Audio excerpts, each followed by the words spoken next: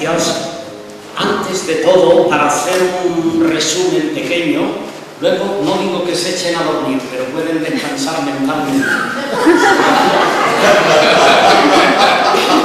Yo no encargué pizarra, así que me voy a servir de estas hojas de alce para empezar la charla y resumirla. Voy a empezar con Aristóteles, es decir, en primer lugar, más que violencia he cambiado al escribir, al acabar, cambié a crueldad, entre la crueldad o dialéctica de la crueldad y la misericordia en la devoción de la cruz. Si ustedes saben, Aristóteles el concepto de virtud lo establecía en medio, en los extremos estaban los vicios. Séneca, que lo voy a citar, es decir, donde paso mi estudio, que era muy popular en España, como lo demuestra el libro de Gredos, la obra Séneca en España, sigue esta división en sus obras de clemencia y en su obra también de ira.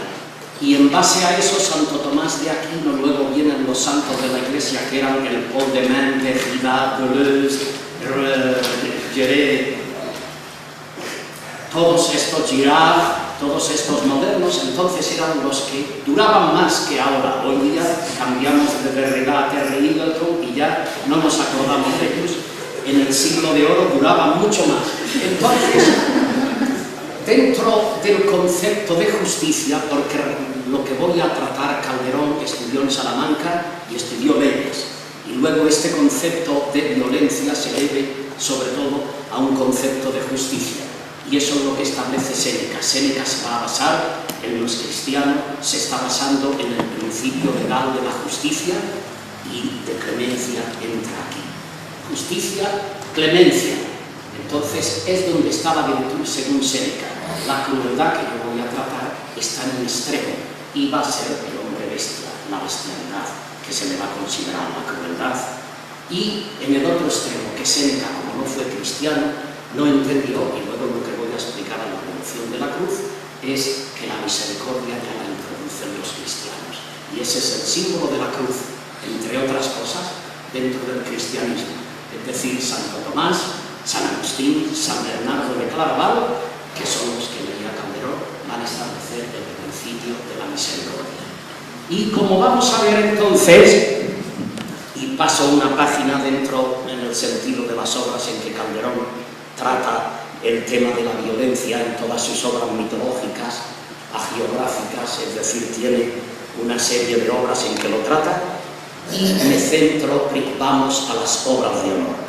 Ni que decir tiene que las víctimas de la violencia en este último grupo son generalmente mujeres, lo cual ha dado lugar a una serie de prejuicios y tópicos que han sido oportunamente expuestos y criticados por Bárbara Mujica.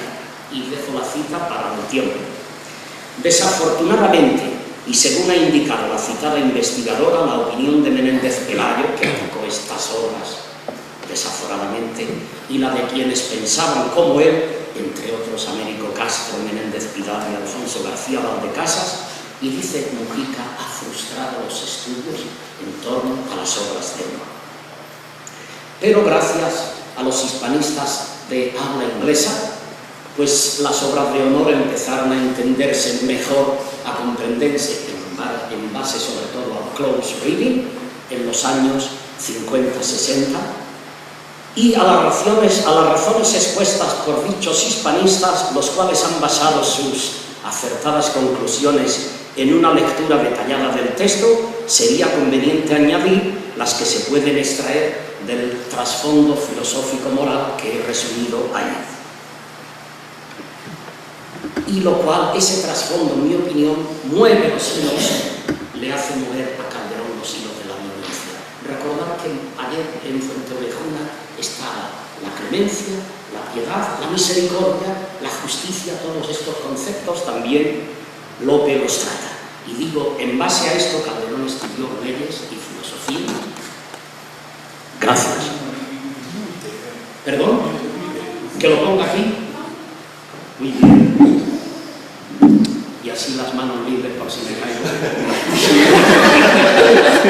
Dentro de la acerba colección de crímenes y episodios violentos que pueblan su teatro, me ha parecido oportuno centrar la atención en la devoción de la cruz, una de las primeras obras salidas de su pluma, si no la primera, y cuyo caso de honra, venganza, incesto, agresiones, asaltos, lo que dijo Ignacio, de todo tipo anuncian las múltiples y variados episodios que tendrán lugar en toda su producción posterior.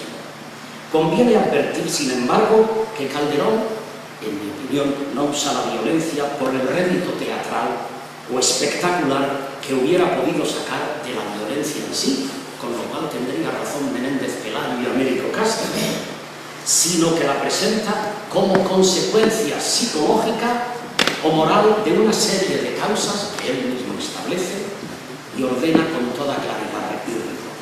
Entre dichas causas, y lo vemos, tenemos en el trasfondo a Séneca y a Santo Tomás, está el orgullo, la ira, recuerden el de ira de Séneca, el apetito desordenado de venganza, recuerden Fuente de Cuna, o una serie interminable de muertes y crímenes que afectan gravemente a su esposa y a sus hijos. Conviene añadir, por otra parte, que nuestro dramaturgo no se limita a exponer la violencia o las circunstancias y efectos de la misma, sino que la contrapone de manera sistemática y sostenida a la clemencia humana o a la misericordia divina. Entonces, estos elementos no solo la violencia, sino que la contrapone.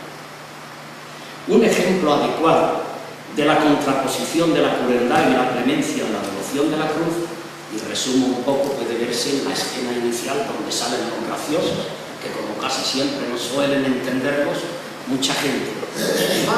Ojalá tuviera yo las dotes teatrales de Bent, como lo hizo ayer, para poder representar, pero yo nací en un pueblo al lado de Granada, y digo esto cerca del de Lorca, que él veía las yuntas y veía los arrieros y los azuleros con las mulas. Yo les pregunto a ustedes, ¿han visto ustedes un animal, un burro, un caballo, un mulo caído y el arriero o el hombre que está con él tiene paciencia? En Andalucía y en España, en Castilla, en el País Vasco, donde sea, ustedes tenían que presenciar las blasfemias, los palos al animal. Y Calderón empieza con eso. Lástima que yo no tenga recursos teatrales para representar. Y dice Gil, que es el gracioso que me recuerda a Melo. Dice, ¿qué le hacemos con este animal? Palo viene, palo va, la crueldad. O le ponemos aquí un cesto de cebada para que se levante y tire. Y dice, y su mujer nos dice, pero está loco, nunca va a haber nada en los cuentos. Y él dice, pues esto podemos hacer, un arquero de cebada. Y se acaba ahí la intervención de los